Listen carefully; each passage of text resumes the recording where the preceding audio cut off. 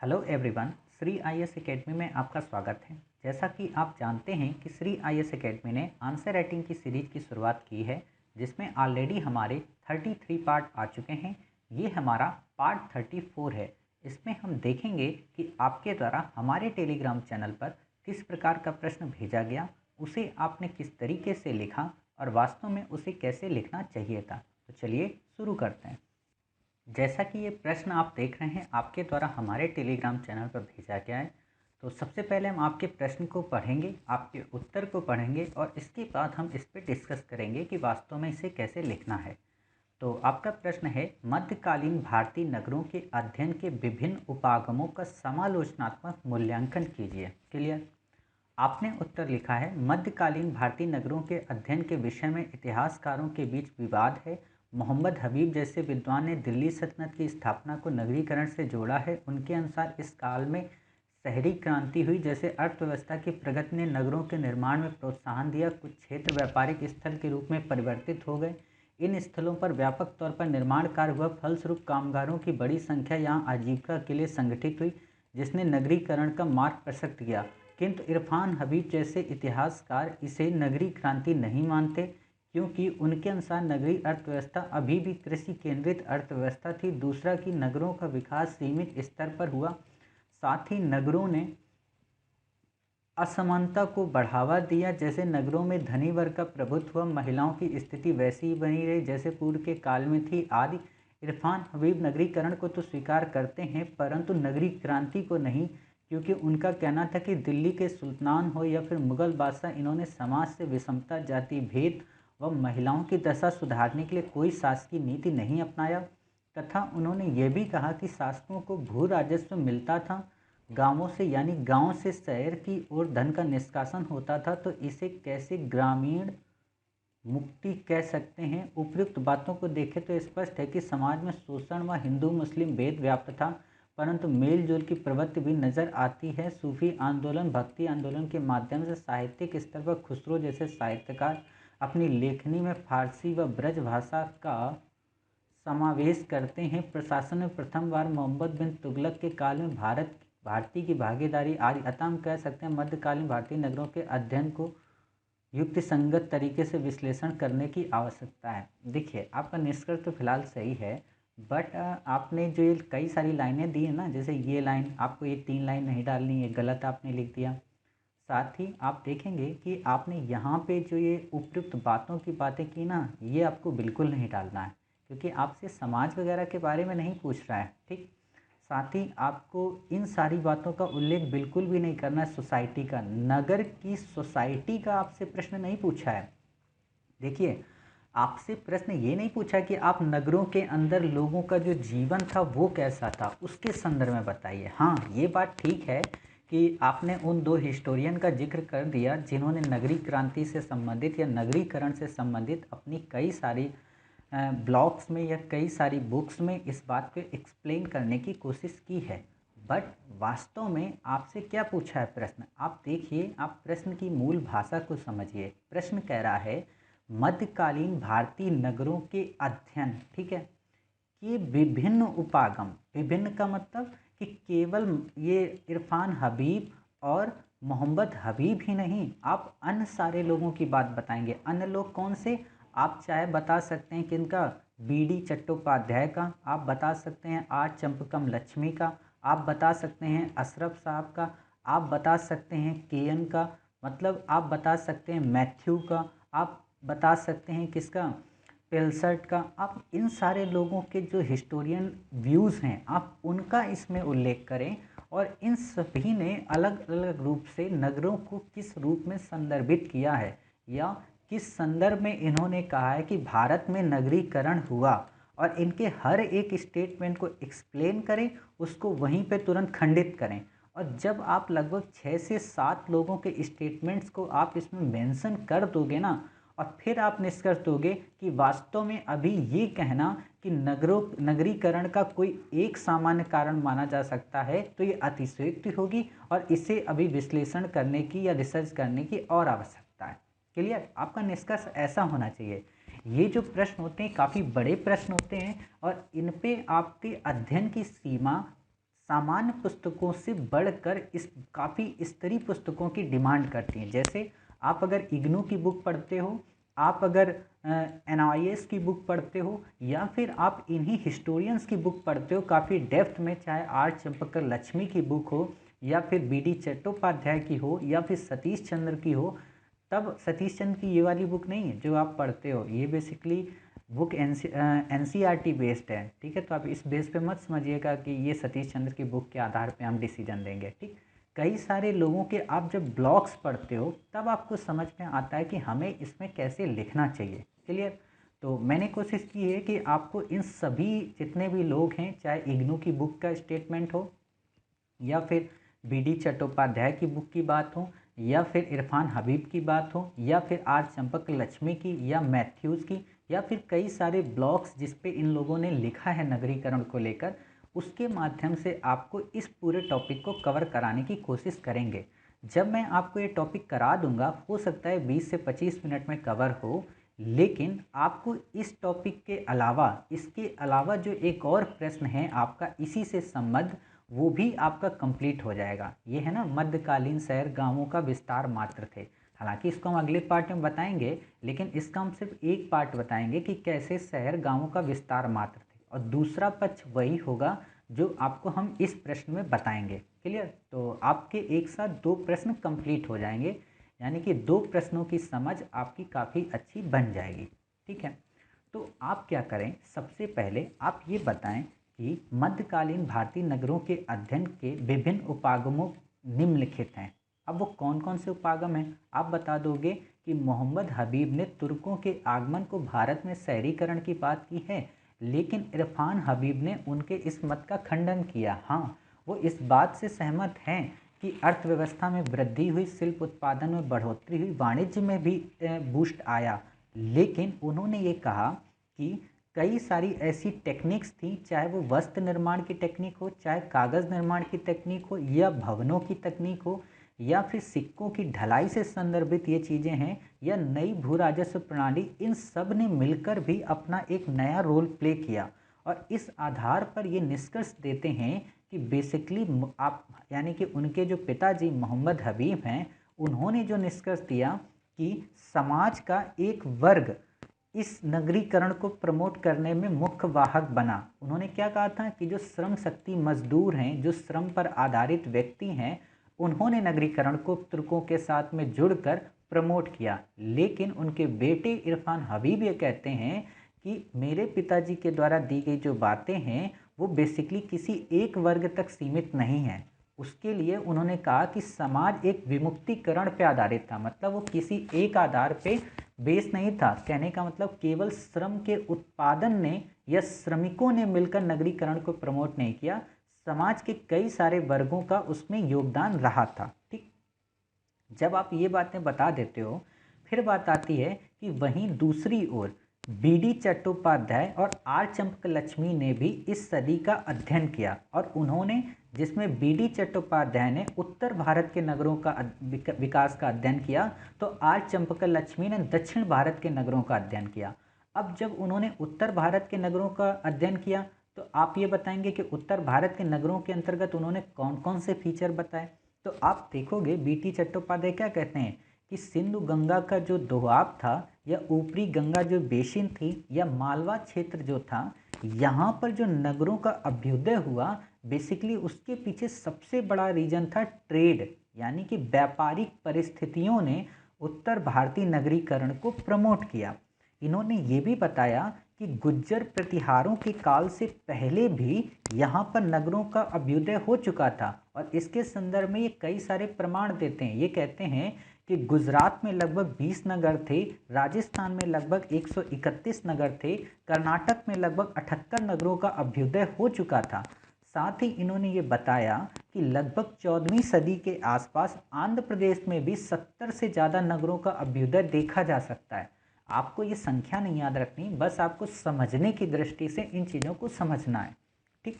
फिर आप देखोगे कि इन्होंने क्या कहा कि जब नगरों का उदय व्यापार के माध्यम से हो रहा था, तो इनको प्रमोट करने के लिए कई सारे क्षेत्रीय जो सत्ताएं थीं, उनकी राजधानियां केंद्र में होने के कारण इसलिए भी नगरीकरण को बढ़ावा मिला और नगरीय राज्यों का उदय हुआ। ठीक, कहने का मतलब इन्होंने व्यापार वाणिज्य को प्रमोट किया। इन्होंने बताया कि व्यापार वाणिज्य मुख्य वाहक था। ठीक, अब आप दूसरी ओर देखोगे कि आर चंपक लक्ष्मी क्या करती हैं, वो बेसिकली साउथ इंडिया के नगरों का अध्ययन करती हैं और वो कहती हैं कि साउथ इंडिया में जो नगरों का उदय हुआ वो विदेशी व्यापार वाणिज्य के संपर्क में आने के कारण हुआ। विशेष तौर पर चोल साम्राज्य की बात वो करती हैं कि उसमें कई टाइप के या कई आकार के नगर मिलते हैं और कई प्रकृति के नगर मिलते हैं। कई प्रकृति के नगर का मतलब वहाँ पे सैन्य नगर मिलते हैं, प्रशासनिक नगर मिलते हैं, छावनियाँ मिलती हैं, इन सारी चीज़ों का वो उल्लेख करती हैं। ठीक, साथ ही वो क्या कहती हैं कि जो ये नगर बने इनके पीछे एक रीज़न और भी था। वो क्या कि मंदिर से जुड़े जो अनुष्ठान होते थे या मंदिरों को मिली जो ब्रह्मदेव भूमि होती थी, वहाँ पे मंदिरों ने काफ़ी एक्टिविटीज़ को प्रमोट किया जिन्हें श्रेणियों का समर्थन प्राप्त था, इसलिए भी वहाँ पे नगरों का उदय हुआ। क्लियर। और इसके संदर्भ में वो कहती हैं कि उस समय के नगरीकरण के निर्माण में दो प्रक्रियाएं जो विशेष तौर पर प्रचलित थी, कौन सी, वीरदलम और सुरदलम। इनसे ये अनुमान लगाया जा सकता है कि ये उस समय के छावनी नगर हुआ करते थे। जैसे आजकल हम कैंट वगैरह सुनते हैं तो ये उन्हीं नगरों का उल्लेख करती हैं। क्लियर। तो अब जब इतनी बातें बताती हैं तो ये भी बताती हैं कि हम ये नहीं कह सकते कि नगर और जो गांव के बीच अंतर संबंध थे वो काफ़ी कठिन थे। ठीक, कहने का मतलब ये इस बात का पूरी तरह से विश्लेषण नहीं कर पाते हैं कि जो गांव थे वो कैसे नगर में बसे। ठीक है, फिर आगे चलकर आप देखोगे कई सारे अन्य लोग जो ब्लॉग्स लिखते हैं या इस पर रिसर्च करते हैं, चाहे वो के.एम. अशरफ हों या नकवी हों या मोरलैंड हों या फिर मूसवी हों। सीरीन मूसवी क्या कहती हैं, सीरीन मूसवी ये कहती हैं कि उत्तर भारत के जो नगर थे उनका डेवलपमेंट जो हुआ उसके लिए जो सबसे बड़ा रीज़न था वो ये कि वो शिल्प उत्पादक नगर हुआ करते थे। क्लियर। और इन्होंने ये कहा कि उस समय जो श्रम की व्यवस्था थी वो काफ़ी सघन थी, इसलिए यहाँ पर लोगों ने अधिक ध्यान दिया। ठीक, कहने का मतलब श्रम के उत्पादन ने और उत्पादक नगरों ने नगरीकरण को प्रमोट किया। ठीक, और फिर ये कहती हैं आगे चलकर कि बेसिकली मुगल काल के दौर में जो नगर होते थे उनका हम इस बात से अध्ययन कर सकते हैं कि नगरी कर एक लगता था जो आय से संबंधित होता था। ठीक, और इसके संदर्भ में इन्होंने मुगल काल की कई सारी पुस्तकों का अध्ययन किया जिसमें इन्होंने बताया कि उस समय का जो गुजरात सूबा था जो दिल्ली सल्तनत से काफ़ी दूर था, लेकिन व्यापार वाणिज्य के कारण यहाँ से सबसे ज़्यादा नगरी कर प्राप्त होता था। और दूसरा जो सूबा था वो आगरा था जिसको सबसे ज़्यादा नगरी कर प्राप्त होता था।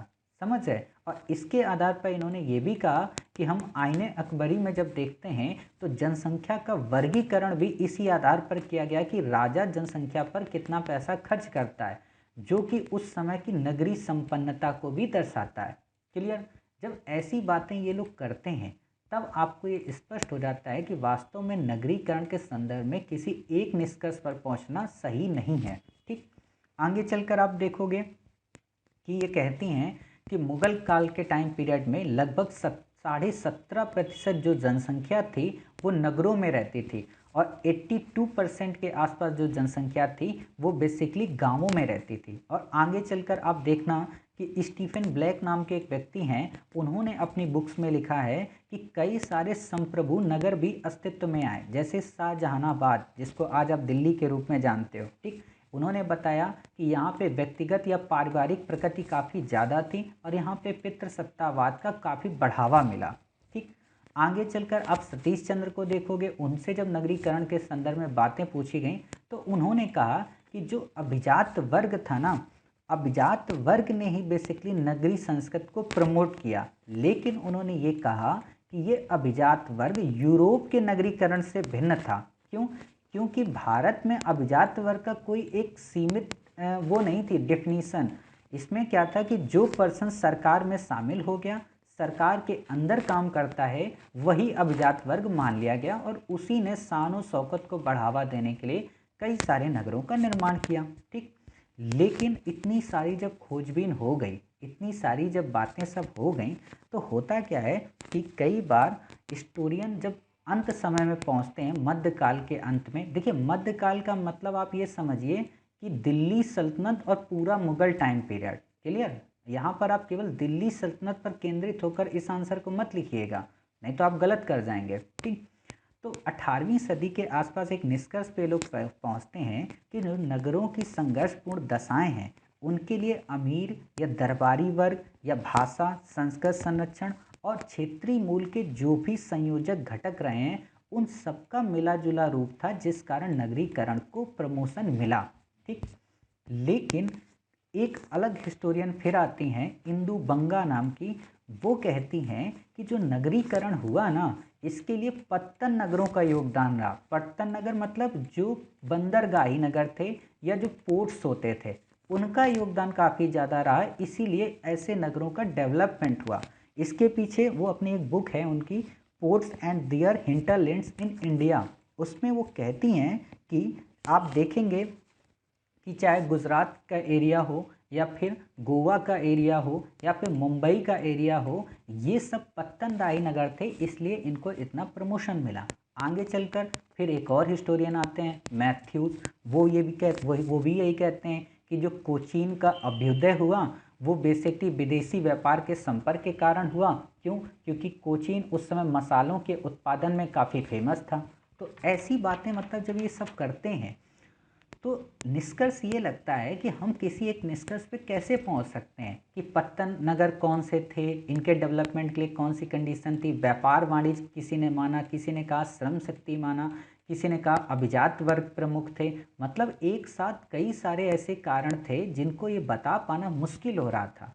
फिर आप आगे देखते हो इसी दिशा में मछलीपट्टनम और कैम्बे के विकास के बाद जब आती है कि इनमें नगरीकरण अच्छा कैसे हुआ, तो अफजल अहमद कहते हैं कि यहाँ पर नगरीकरण इसलिए हुआ क्योंकि यहाँ पे बैंकिंग संस्थाएं उत्पन्न हो गई थीं, यहाँ पे शिल्पों के उत्पादन को बढ़ावा मिल गया था और यहाँ पे व्यापार वाणिज्य भी काफ़ी प्रमोशन में था। मतलब इन तीन कंडीशंस ने मछलीपट्टनम व कैम्बे को नगरीकरण के रूप में प्रमोट कर दिया। लेकिन आप जब आगे देखते हो कि मध्यकाल में जो नगर थे, मुगल टाइम पीरियड में, जैसे आगरा, उसका जो विकास हुआ था वो राजनीतिक कारणों से हुआ था। और आप देखोगे बनारस का जो विकास हुआ था वो धार्मिक और तीर्थ के रूप में हुआ, जो कि बाद में बैंकिंग और व्यापारिक केंद्र का प्रमुख बन गया। ठीक है, कहने का मतलब अब जब ये चीज़ें आप देखते हो, और एक और चीज़ देखना कि आगरा पहले आप पिलसट को जब पढ़ते हो तो पिलसट ये कहता है कि अकबर के आने के पहले जो आगरा हुआ करता था वो बेसिकली बयाना जो रियासत होती थी उसी के गांव के अंतर्गत आता था और वो उतना डेवलप नहीं था। लेकिन अकबर ने जब उसे अपना निवास स्थान बना लिया तो वास्तव में वो डेवलप हो गया और आगे चलकर वो राजनीतिक कारणों से एक नगरीकरण का रूप ले लिया। ठीक, ये सारी चीज़ें जब आप देखते हो तो हम निष्कर्ष में क्या करेंगे कि जब हमने देखा कि पिलसट अलग बात कह रहा, इंदु अलग बात कह रही हैं, चंपकम लक्ष्मी अलग बात कर रहे हैं, मैथ्यूज अलग बात कर रहे हैं, अफजल अहमद अलग बात कह रहे हैं, सतीश चंद्र अपनी अलग बातें कह रहे हैं, मोहम्मद हबीब की बात अलग है, इरफान हबीब की बात अलग है, और अभी तक सीरीन मुसवी की बात अलग है, और अभी तक हम किसी निष्कर्ष पर नहीं पहुंच पा रहे। तो सीधा मतलब यही होता है कि हम इसमें एक ऐसा निष्कर्ष छोड़ दें जो भविष्य के लिए हो।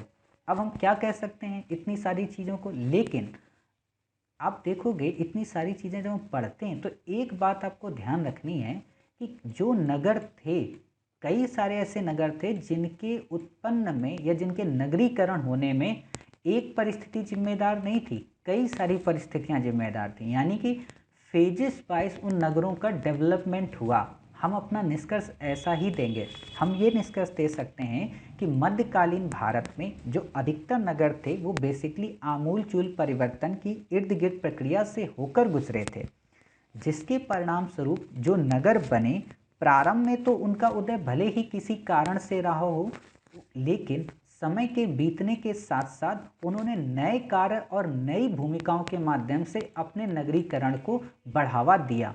क्लियर? आप ऐसे लिखोगे और जब आपने ऐसे लिख दिया फिर आप दोगे निष्कर्ष के तौर पर ये परिवर्तन जो था वो नगरीय स्थानों में नए सत्ता के रूप में हो सकता था और हैसियत समूहों के अभ्युदय के कारण हुआ। लेकिन अभी इसका वास्तविक कारण क्या है, इसका पता लगाना नगरीय भौगोलिक स्तरों के रहस्योद्घाटन से ही चल पाएगा।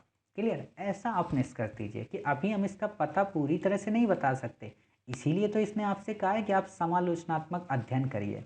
समझ गए? हम अपनी पूरी जितनी भी बातें की हैं उन सबको एक बार समराइज करते हैं ताकि आपको गचपच गचपच ना हो। तो देखिए, शुरू में हमने देखा कि मोहम्मद हबीब ने श्रम शक्ति के उत्पादन को नगरीकरण के उत्थान का प्रमुख कारण माना। फिर उनकी बात का खंडन किया किसने? इरफान हबीब ने। उन्होंने कहा श्रम शक्ति इसका मुख्य कारण नहीं थी, अन्य भी कई कारण थे, चाहे वो शिल्प का उत्पादन हो, चाहे बैंकिंग व्यवस्थाएं हो, चाहे मुद्रा प्रणाली हो। इन सब ने और नवीन तकनीकों ने मिलकर नगरीकरण को प्रमोट किया। फिर आगे चलकर हम देखते हैं कि बीडी चट्टोपाध्याय और आर चंपकन लक्ष्मी ने अलग अलग हिस्ट्री लिखी। बीडी चट्टोपाध्याय ने उत्तर भारत के नगरों के लिए व्यापार को प्रमुख केंद्र माना और दक्षिण भारत में आर चंपकन लक्ष्मी ने व्यापार, वाणिज्य, शिल्प और कई सारे सैन्यकृत नगरों को और प्रशासन को कहा कि इन्होंने नगरीकरण को प्रमोट किया। फिर आगे चलकर हम देखते हैं कि के.एन. अहमद और मैथ्यूज ने क्या कहा कि कई सारे जो उन्होंने ये कहा कि जो व्यापारिक केंद्रों के रूप में अभिजात थे उन्होंने नगरीकरण को प्रमोट किया। इसके अलावा इंदु बंगा ने अपनी कृति में क्या कहा कि जो पत्तन नगर होते थे उनके डेवलपमेंट ने नगरीकरण को प्रमोट किया।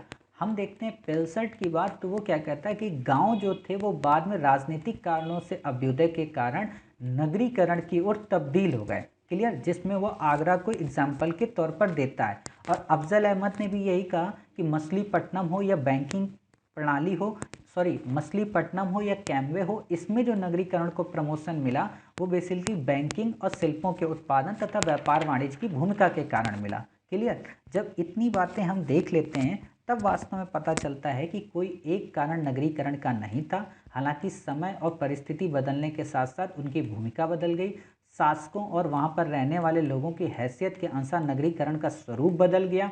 इसलिए किसी एक निष्कर्ष पर पहुंचना कि नगरीकरण का अभ्युदय बेसिकली व्यापार वाणिज्य की प्रगति के कारण हुआ या श्रम के विभाजन के कारण हुआ या दिल्ली सल्तनत की प्रमुखता के कारण हुआ, तो ऐसा कहना अन्य तथ्यों के प्रति नगण्यता को दर्शाता है।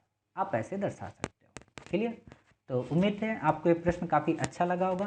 बेसिकली ऐसी जानकारी आपको सामान्य पुस्तकों में नहीं मिलती, इसके लिए आपको कई सारी रिसर्चेबल बुक्स को कंप्लीट करना पड़ता है, तब जाकर आप ऐसे उत्तर का अध्ययन कर सकते हैं। क्लियर? तो उम्मीद है आपको प्रश्न अच्छा लगा होगा। मिलते हैं नेक्स्ट प्रश्न में एक नए क्वेश्चन के साथ, तब तक अपना ख्याल रखिए और स्वस्थ रहिए।